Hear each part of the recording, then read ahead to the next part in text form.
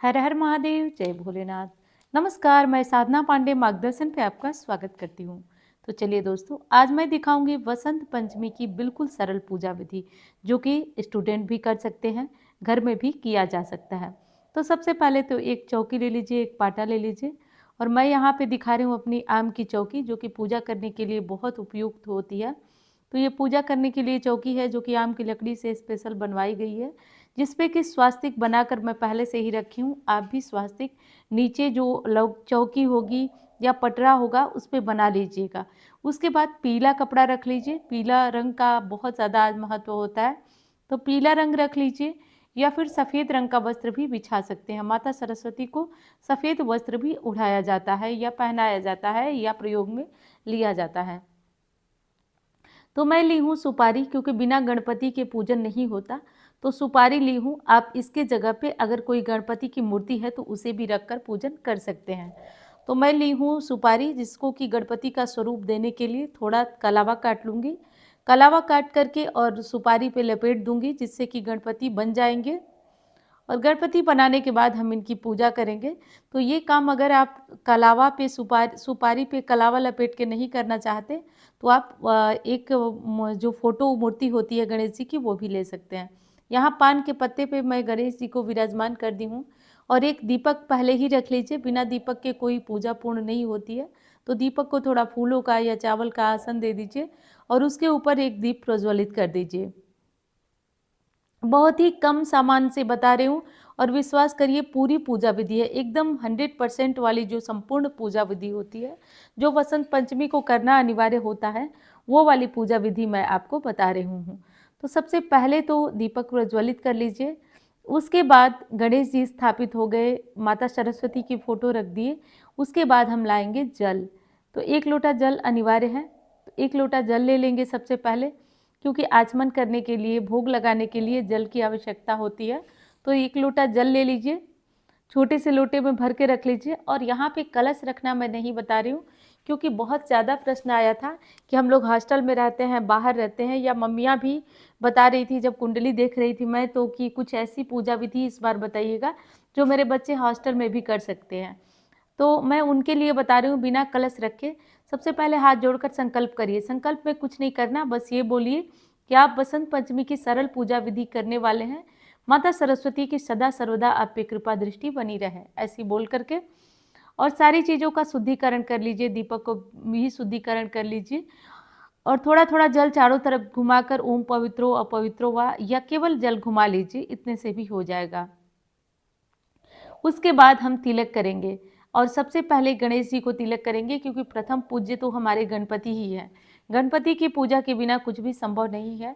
तो प्रथम पूज्य गणेश जी को सिंदूर लगाएंगे, हल्दी लगाएंगे, अक्षत लगाएंगे, थोड़ा सा रोली, ये सारी चीज़ें लगाएंगे। और बच्चों की कॉपी किताब पेंसिल जो भी चीज़ें हैं, छोटे बड़े जो भी बच्चे हैं, उनकी कुछ न कुछ कॉपी किताब और इन चीज़ों को ज़रूर शामिल करें, अगर माताएं पूजा कर रही हैं तो।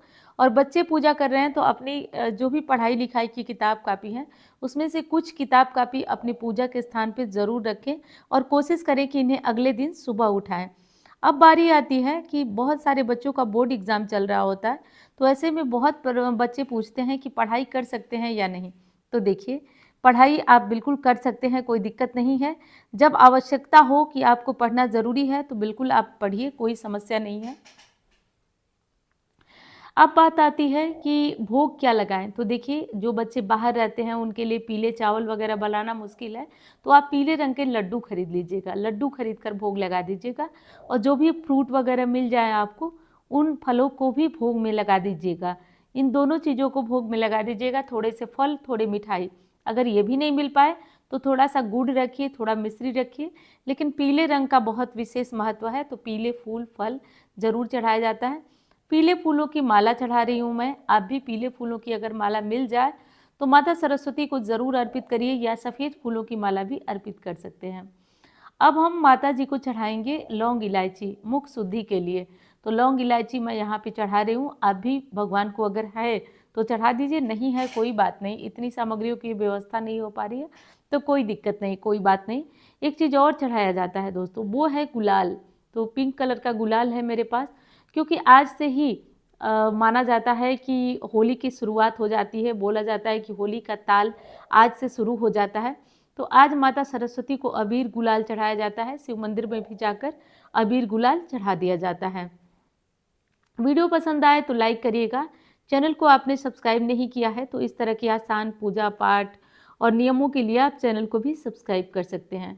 अब देखिए यहाँ पे मैं दिखा रही हूँ आपको कि मैं एक वीडियो में बताई थी कि बच्चों के लिए कैसे उपाय करेंगे आप। तो यहाँ पे थोड़ा सा केसर ले लीजिए, मैं उपाय भी साथ साथ बताती चल रही हूँ।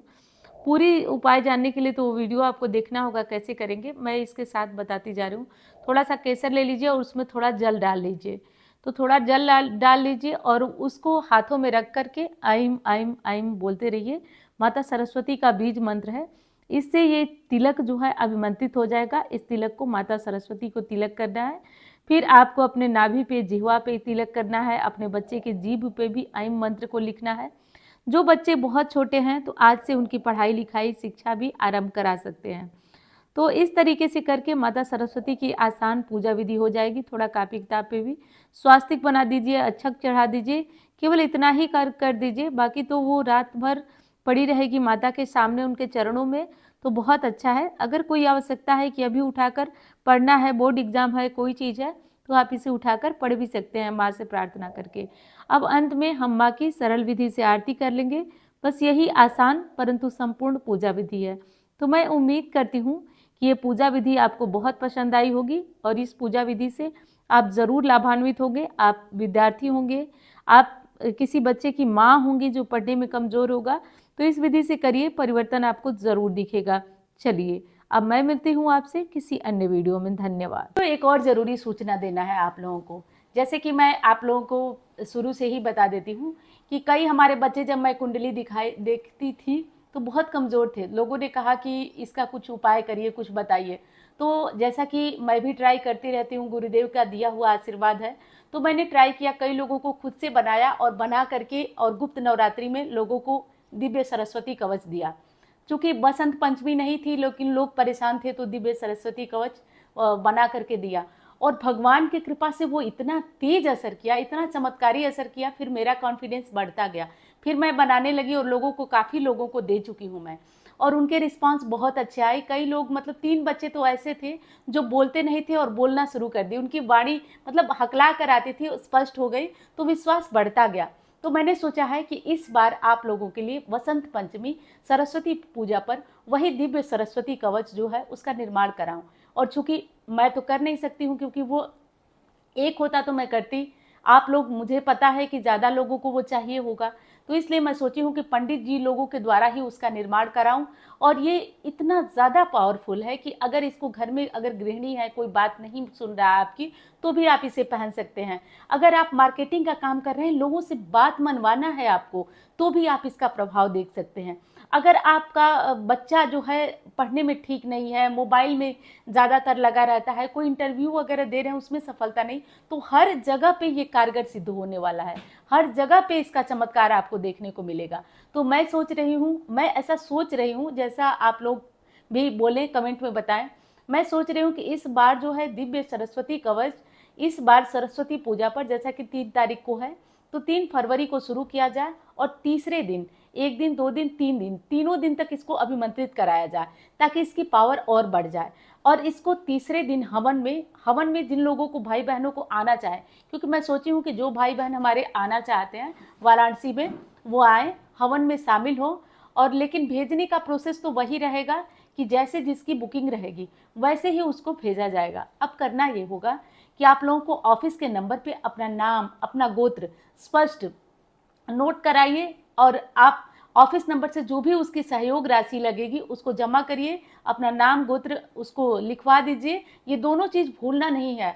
नाम गोत्र बच्चे का लेना है, बड़े का लेना है, जिसका लेना है, नाम गोत्र आप नोट कराइए, और नोट कराकर जैसे जिसकी बुकिंग होगी वैसे भेजा जाएगा। और मुझे ये बात कहना नहीं है, क्योंकि अब आप लोग बहुत ज़्यादा मुझे सपोर्ट करते हैं, बहुत ज़्यादा धैर्य बना के रखते हैं। मैं 1 महीने में भी भेजूँ तो आप लोग एकदम धैर्य से बने रहते हैं।